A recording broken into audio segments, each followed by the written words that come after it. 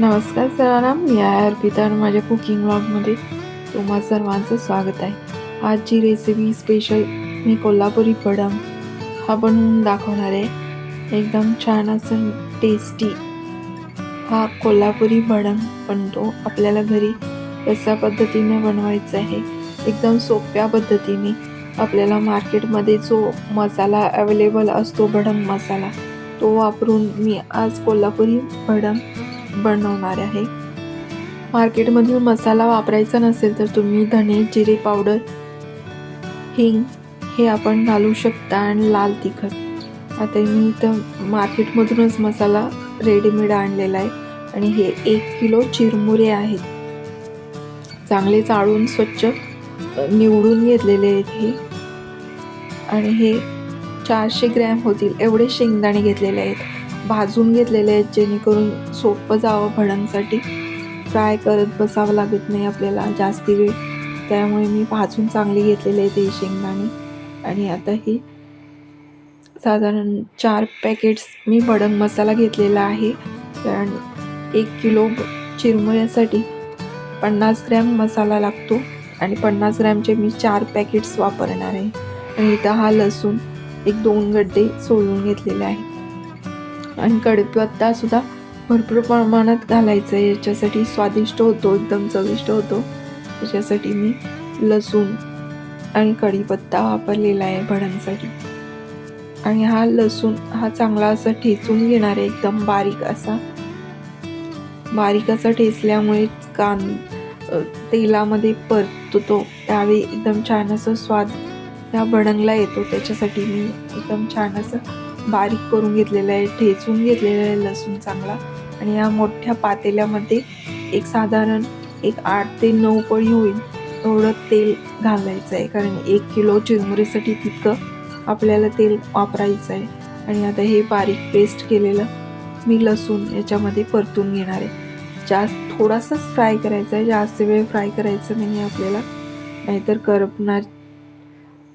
आणि याच्यामध्येच मी कढीपत्ताही लगेचच घालून घेणार आहे. कढीपत्ताही चांगला कुरकुरीत होईपर्यंत चांगला फ्राय असा करायचा आहे. लसूण आणि हा कढीपत्ता एकत्र चांगले असे तेलामध्ये फ्राय करून घ्यायचे. साधारण असे कुरकुरीत व्हायला पाहिजेत, मऊ राहता कामा नयेत. त्याच्यासाठी चांगले आपल्याला फ्राय करायचे, जेणेकरून आपला भडंग हा चांगला करकरीत कुरकुरीत असा राहील, मऊ पडणार नाहीत चिरमुरे. त्याच्यासाठी आपल्याला चांगलं फ्राय करायचं आहे. आणि हे शेंगदाणे सुद्धा भाजलेले आहेत, पण आता परत एकदा तेलामध्ये 1-2 मिनटं मी चांगले फ्राय करून घेणार आहे तेलामध्ये. इथं फोडणीला मी जिरे वापरलेले नाही आहेत, कारण मसाल्याच्या पॅकेटमध्ये ऑलरेडी आहे मसाल्यामध्ये, त्यामुळे मी इथं धने जिरे काही फोडणीला घातलेलं नाही आहे. आपल्याला जर घरी तयार करायचं असेल तर धने जिरे पावडर आपण घरी घालू शकतो. आणि लाल तिखट, मीठ आणि साखर. ह्याच्यामध्ये थोडंसं मीठ कमी असतं मसाल्यामध्ये, त्यामुळे वरतून थोडंसं मीठ घालावं लागतं. आणि हा मसाला 2 पॅकेट मी हे तेलामध्ये घातलेले आहेत आणि 2 पॅकेट मी चिरमुऱ्यावरती घालून घेणार आहे नंतर.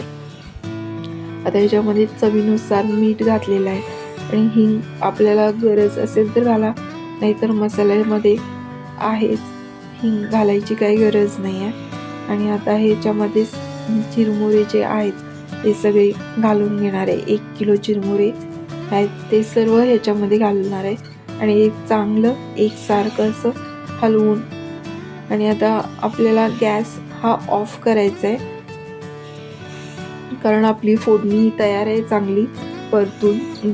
आणि ह्या गरम भांड्यामध्येच आपल्याला हा चिरमुरे चांगले परतून घ्यायचे आहेत. मी गॅसवरून उतरून घेतलेलं आहे पातेलं आणि ते चांगलं असं एकसारखं असं मिक्स करून घेतलेलं आहे. सर्व चिरमुऱ्यांना हा सगळा मसाला जो फ्राय होता तो एकसारखा लागण्यासाठी मी चांगलं एकसारखं हलवत राहायचं आहे, चांगलं मिक्स करून घ्यायचं आहे. चांगले हे चिरमुरे मसाला एकत्र असे मिसळायचे चांगले. घरच्या घरी एकदम स्वादिष्ट कुरकुरीत छान असा टेस्टी आपण भडंग बनवू शकतो. आणि त्याच्यासाठी तयार रेडीमेड जो मार्केटमध्ये मसाला आहे मिळतो तो वापरा, नाहीतर आपण घरीसुद्धा मसाला हा करू शकतो. आणि साधारण याच्यामध्ये लसूण, कढीपत्ता, शेंगदाणे हे जे इन्ग्रेडियंट्स घातले जातात त्याच्यामुळे छान असं स्वाद येतो या भडंगला. आणि कोल्हापुरी भडंग हा एकदम छान फेमस आहे.